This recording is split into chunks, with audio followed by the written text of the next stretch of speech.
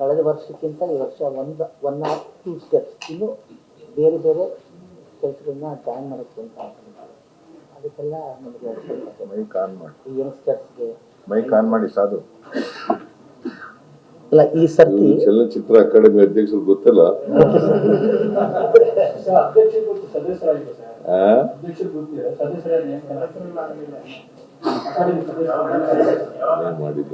ಮಾಡ್ತೀನಿ ಅದು ನಮ್ಮ ಡಿಸ್ಕಷನ್ ಬೇರೆ ಜಾಗದಲ್ಲಿದೆ.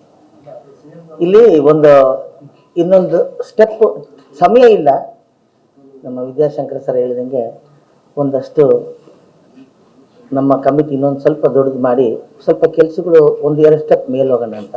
ಈ ಯಂಗ್ಸ್ಟರ್ಸ್ನ ನಮ್ಮ ಬ್ಯಾಂಗ್ಳೂರು ITBT ಹಬ್ಬ ಆಗಿರೋದ್ರಿಂದ ಈ ವರ್ಚುವಲ್ ವಿಷನ್ಸ್ನ ರೆಡಿ ಮಾಡೋಂಥ ಯಂಗ್ಸ್ಟರ್ಸ್ನ ಒಳಗೆ ತಂದು ಮತ್ತೆ ಶಾರ್ಟ್ ಕಾಣಬಾರ್ದಾಗ ಹಾಕ್ಬಿಡಿ, ಇದನ್ನ ಎಲ್ರಿಗೂ ಕಾಣೋ ರೀತಿ ಕ್ರಿಯೇಟ್ ಮಾಡಿದ್ಮೇಲೆ ಕಾಣಿಸುತ್ತೆ.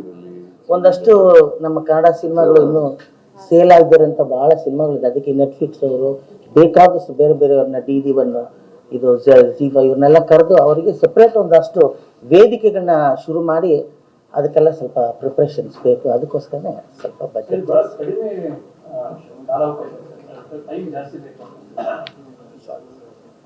ಇನ್ನು ಮಾರ್ಚ್ 1ನೇ ತಾರೀಕು ಮಾಡೋದು. ನಾವಿನ್ನು ಜನವರಿನಲ್ಲಿ ಇದ್ದೀವಿ, ಎಲ್ಲ ಪ್ರಿಪ್ರೇಷನ್ ಬೇಕಾದಷ್ಟು ಟೈಮ್ ಇದೆ.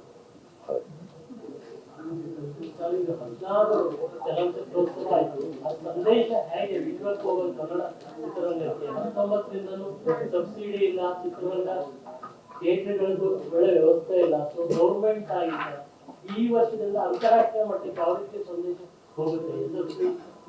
ಇದು ಏನು ಮೊದಲನೇ ಸಾರಿ ಅಂತಾರಾಷ್ಟ್ರೀಯ ಸಿನಿಮಾ ಅಲ್ಲ, ಇದು 16ನೇದು ಅಂತಾರಾಷ್ಟ್ರೀಯ ಚಲನಚಿತ್ರೋತ್ಸವ, ಮೊದಲನೇದಲ್ಲ ಇದು.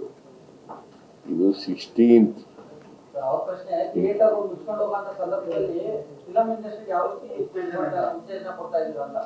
ಯಾರು ಈಗೆಲ್ಲ ಕೊಟ್ಟಾಗಿದೆ ಉತ್ತೇಜನ ಇಲ್ಲ ಕನ್ನಡ ಸಿನಿಮಾ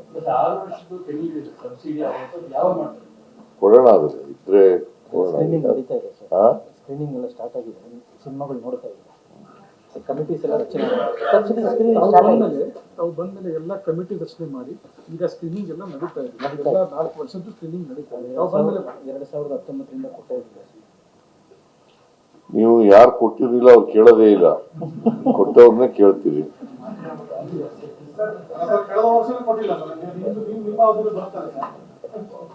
ನಾವೆಲ್ಲ ಕೊಟ್ಟಿದ್ದೀವಿ, ಮಾಡಿದ್ದೀವಿ. 19ರಿಂದ ಕೊಟ್ಟಿರ್ಲಿಲ್ಲ.